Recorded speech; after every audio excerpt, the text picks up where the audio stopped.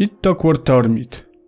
Ittoqqortoormiit to jedna z najbardziej niedostępnych zamieszkałych miejscowości Grenlandii. Dotrzemy tam helikopterem lub łodzią i to jedynie przez kilka miesięcy w roku.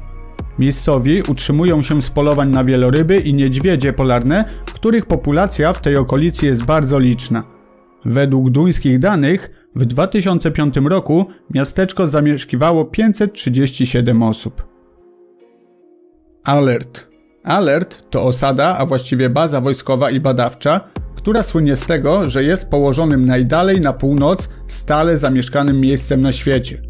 Znajduje się na terytorium Nunavut w Kanadzie, a dokładnie na wyspie Ellesmera w archipelagu arktycznym. W jej skład wchodzi oficjalna stacja meteorologiczna, która funkcjonuje nieustannie od połowy ubiegłego wieku, a która w ostatnich dniach odnotowała rekordowo wysoką temperaturę. Nigdy wcześniej nie odnotowano tam aż 21 stopni na plusie i to w cieniu. Pitcairn. Pitcairn to 4 wyspy leżące na Oceanie Spokojnym, z których tylko jedna jest zamieszkała. Na wyspę Pitcairn można dostać się jedynie łodzią przez Bounty Bay. Położona na południowym Oceanie Spokojnym wyspa o łącznej powierzchni 47 km² i populacji około 60 osób czyni ją jedną z najmniejszych zaludnionych wysp na Ziemi. Co ciekawe, wyspa Pitcairn jest brytyjskim terytorium zamorskim, zasiedlona przez Brytyjczyków w 1790 roku, którzy dopłynęli na wyspę na statku HMS Bounty. La Rinconada. Miasto to leży w peruwiańskich Andach na wysokości 5100 metrów nad poziomem morza i jest to najwyżej położone miasto na świecie. Źródłem utrzymania mieszkańców jest pobliska kopalnia złota. Ze względu na lokalizację nie ma tu żadnego systemu wodno-kanalizacyjnego oraz sanitarnego. Ponieważ w tamtych rejonach odkryto złoto, wielu pracowników z prowincji Puno i reszty kraju wyemigrowało do miejscowości w poszukiwaniu marzenia o szybkim wzbogaceniu się. Poszukiwacze przybyli, a miasto rosło. Wraz ze wzrostem cen złota w ciągu ostatnich 15 lat La Rinconada przekroczyła 50 000 mieszkańców, ale nadal brakuje wystarczającej struktury, aby zapewnić dobrobyt swoim mieszkańcom. Antarktyda. Właściwie dowolny punkt na tym odizolowanym i niegościnnym kontynencie jest ucieczką od cywilizacji. Doliny McMurdo to miejsce o bardzo niskiej wilgotności, a w związku z tym najbardziej suche na świecie. Na jej wschodnim obszarze roczne opady deszczu są porównywalne do tych na Saharze.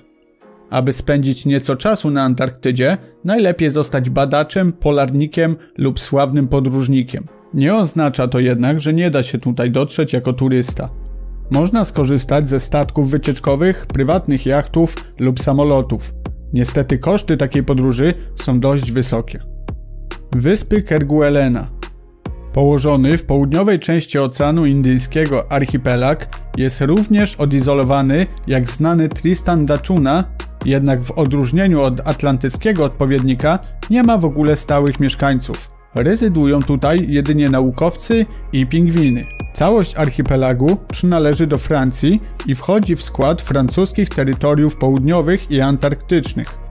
Można się tu dostać raz na 3 miesiące, kiedy do wybrzeży przypływa statek, na którego pokładzie znajduje się zaopatrzenie dla badaczy. Wyspy kokosowe Kalinga. Wyspy kokosowe słyną z krystalicznie czystej wody, przepięknej rafy koralowej i odcięcia od świata. Wyspy leżą ponad 2000 km od zachodnich wybrzeży Australii i ponad 1000 od indonezyjskiej Sumatry. Składają się z 2 atoli koralowych na Oceanie Indyjskim, z czego tylko południowe wyspy Kalinga, a konkretnie Home Island i West Island, są zamieszkiwane. Tutejsza ludność wynosi około 600 osób, z której West Island zamieszkiwane jest przez około 100 osób, a Home Island zamieszkiwane przez około 500 osób stanowi mieszankę wielu kultur i narodowości. Na wyspach nie ma stałych zbiorników wody ani żadnej kanalizacji, z tego powodu zasoby wody słodkiej są ograniczone, a deszczówkę magazynuje się w podziemnych zbiornikach. Istotne znaczenie dla gospodarki tych wysp ma wyłącznie uprawa palm kokosowych. Gasadalur, Wyspy Owcze. To jedna z najbardziej odizolowanych wiosek na jednej z najbardziej odludnionych wysp na świecie.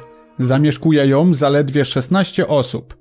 Miejscowość położona jest w rozległej dolinie na wysokim klifie u zachodnich wybrzeży wyspy Vagar. Brak swobodnego zejścia do oceanu oraz wysokie góry otaczające dolinę z 3 stron odizolowały Gasadalur od reszty archipelagu. Dopiero dekadę temu powstała droga łącząca osadę z resztą wyspy, a dokładniej tunel, który w końcu połączył Gasadalur ze światem. Wyspa Wielkanocna. Wyspa Wielkanocna, zwana także Rapa Nui, leży na Oceanie Spokojnym 3600 km na zachód od wybrzeży Chile. Znana jest przede wszystkim z niemal 900 kamiennych posągów, tak zwanych moai. Posągi najprawdopodobniej wyrzeźbili polinezyjscy osadnicy w XI wieku w celu uczczenia pamięci przodków. Mimo iż jest to jedno z najbardziej odosobnionych miejsc na świecie, to co roku wyspę odwiedza tysiące turystów. Tristan da Cunha. Najbardziej oddalona od najbliższego lądu zamieszkana wyspa na świecie leży w południowej części Oceanu Atlantyckiego. Jej najbliższym sąsiedztwem są położona 2420 km na północ wyspa Świętej Heleny i 2800 km na wschód wyspa Kapstadt.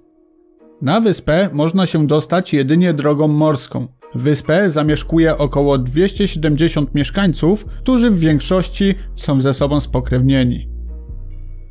Na dziś to wszystko. Jeśli podobał Ci się materiał, zachęcam do zostawienia kciuka w górę, zasubskrybowania kanału i kliknięcia w dzwoneczek, aby nie ominął Cię kolejny materiał na moim kanale. Oczywiście dajcie znać w komentarzach, czy chcielibyście zamieszkać bądź też zwiedzić choć jedno z wymienionych miejsc na Ziemi.